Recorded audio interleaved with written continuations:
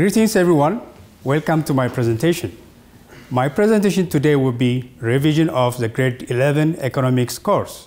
Specifically, we'll be revising Unit 1. Please stay tuned.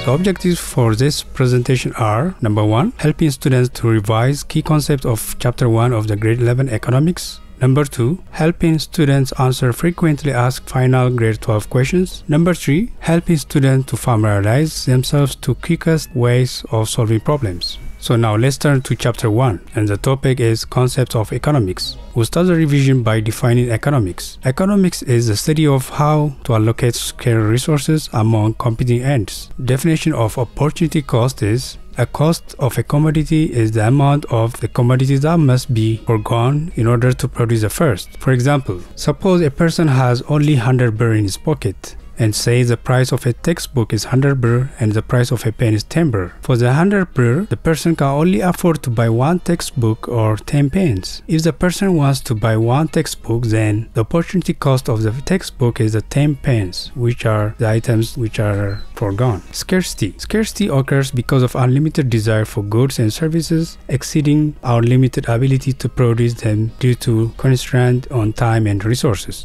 Efficiency is the condition that exists when society gets the most that it can from scarce resources. What are the factors of production? There are 4 factors. The first one is land. Land is natural resources, any productive resource existing in nature. Example, water, wind, mineral deposit, and so on. The reward for land is rent. Labor is a physical or mental effort of people. The reward for labor is wage or salary. Capital are manufactured goods that can be used in the production of process. Example, tools, equipment, building, machinery, human capital, knowledge, or skills acquired through training and experience. The reward for capital is interest. Entrepreneurship is the ability to identify opportunities and organize production, willingness to accept risk in the pursuit of reward. The reward for entrepreneurship is profit. Now let's turn to the 3 basic economic questions. The first question is what to produce. All economists must choose what particular goods and services and what quantities of this they wish to produce. When it comes to how to produce, all economics must choose on how to use their resources in order to produce goods and services can be produced by use of different combination of factors of production. For example, relatively more human labor with few machines or relatively more machines with less labor, by using different skills of labor and by using different technologies. The third one is for whom to produce. All economists must choose about how the goods and services produced are to be distributed among the population. Should everyone get an equal amount of this? Should some people get more than others? Should some goods and services such as education and health care can be distributed more equally, and so on. Now let's turn to the basic difference between macroeconomics and microeconomics. The word micro stands for tiny or small, and the word macro stands for big or whole. When we look at the difference between micro and macroeconomics, the first difference is microeconomics studies individual economic units of an economy, while macroeconomics studies an economy as a whole and its aggregate. Second difference is microeconomics deals with individual income, individual prices, individual output, and etc. And macroeconomics studies were about aggregate like national income, general price level, national output, and so on.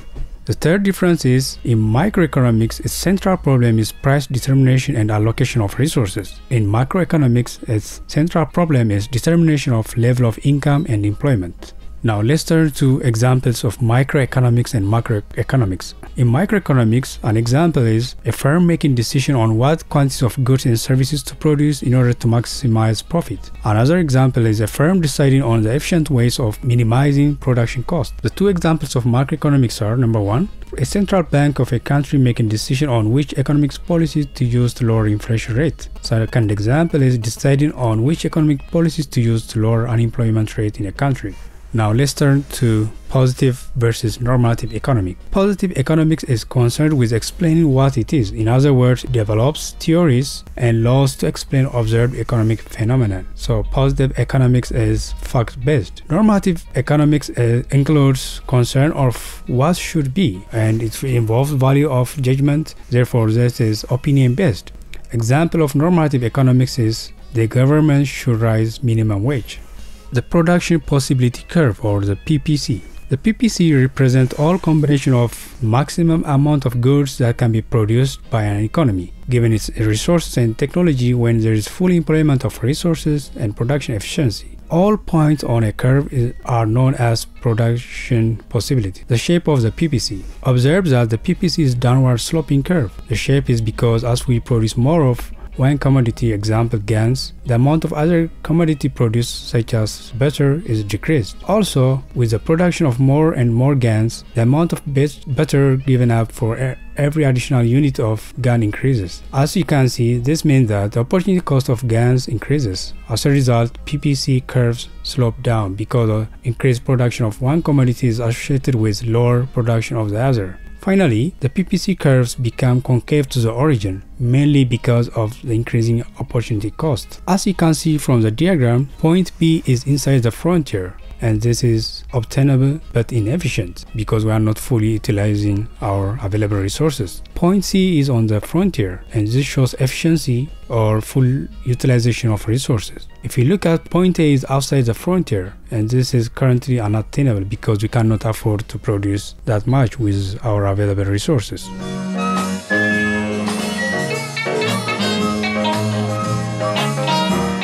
Now let's turn to economic systems. As you know, we have 4 economic systems. The names are command, capitalism, socialism, and mixed economy. And as you know, all of them differ by how the government gets involved in an economy. So as we told you last time, in a command economy, the government plays a key role. Meanwhile, in a capitalistic economy, the government has less role. So mixed economy is a system between command and capitalism. So now let's turn and look at the details. Economic systems. We have 4 economic systems. The first one is command. This is characterized by minimized imbalance in wealth via collective ownership of property. Second characteristic is lack of incentive for extra effort, risk-taking, and innovation. Third, wages determined by the government. And fourth, particularly vulnerable to corruption as the government plays a central role in allocating resources. Socialism. Some of the characteristics of this are minimized imbalance in wealth, lacks incentive for extra effort, risk-taking, and innovation, wage determined by negotiation between trade unions and managers, and multiple political parties exist in this kind of system. The third one is capitalism, and this is characterized by pursuit of individual profit. Private individuals control the factors of production. Wages are determined by negotiation between trade unions and managers. And lastly, market forces of supply and demand determine the allocation of resources, and government can regulate business and provide tax support for social benefits. The last one is mixed economy. This is characterized by an economy having the characteristics of both capitalism and socialism. That is, a combination of private and public ownership of means of production with some measure of control by the government. Now let's turn to circular flows of income and expenditure.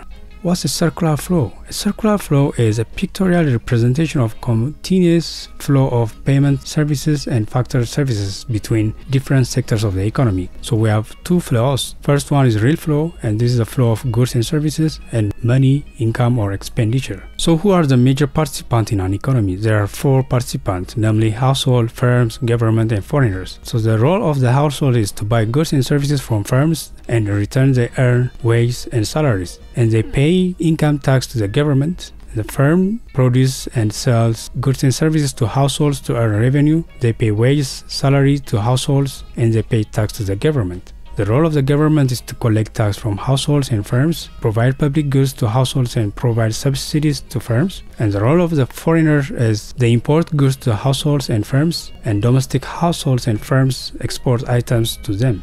So now let's look at the circular flow with capital markets. As you can see, we have real flow and money flow, and we have 3 participants, foreigners, because we are considering an economy which is closed. By closed, we mean that there is no import or export. So as we said, firms pay wage and salary to households because households provide their services to them. So once the households earn money or salary or wage, what they do is they deposit that money into a capital market, and this process is called saving. And once their money reaches capital markets such as bank, stock market, or bond market, so that money goes to investors, And this process is called investment. So the role of a capital market is to connect savings and investment. And as saving get converted to investment, and this is how the economy gets stimulated. So we have finished revising the key concepts of the grade 11 economics of chapter 1.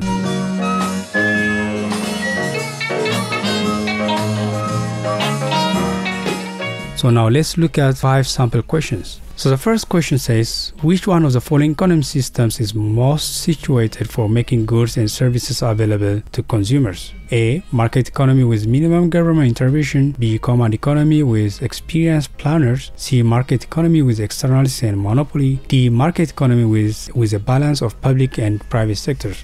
The answer is D, because public sector assures the availability of public goods and the private sector makes goods available at fair market price to consumers. Question 2. If you can either buy 2 oranges with 3 birr or 8 bananas with 6 birr, what is the opportunity cost of buying 1 orange? 2 bananas, 3 bananas, half banana, 2 orange. So the answer is A, which is 2 banana, because if 3 birr can buy 2 oranges, it means 6 birr can buy 6 oranges. At the same time, 6 birr can also buy 8 bananas. So 6 birr can either buy 8 bananas or 4 oranges. So if you take the price ratio, 1 orange costs 2 times of that of banana. So 2 bananas must be sacrificed in order to buy 1 orange, which is the opportunity cost. Question 3. Which of the following is not the feature of capitalist economy? Right to private property, maximum social welfare, freedom of enterprise, inequality of income. The answer is B, which is maximum social welfare.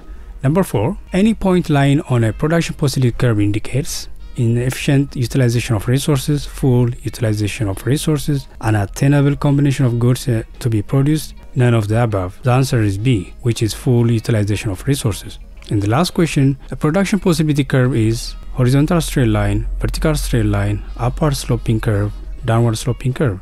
The answer is D, which is a downward sloping curve, because the PPC demonstrates the concept of opportunity cost, meaning that in order to produce 1 good, we have to sacrifice another good.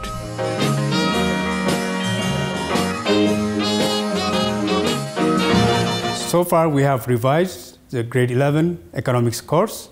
We have also looked at 5 different questions to help you prepare for your final exam. I hope you do well in your final exam. Until next time, goodbye.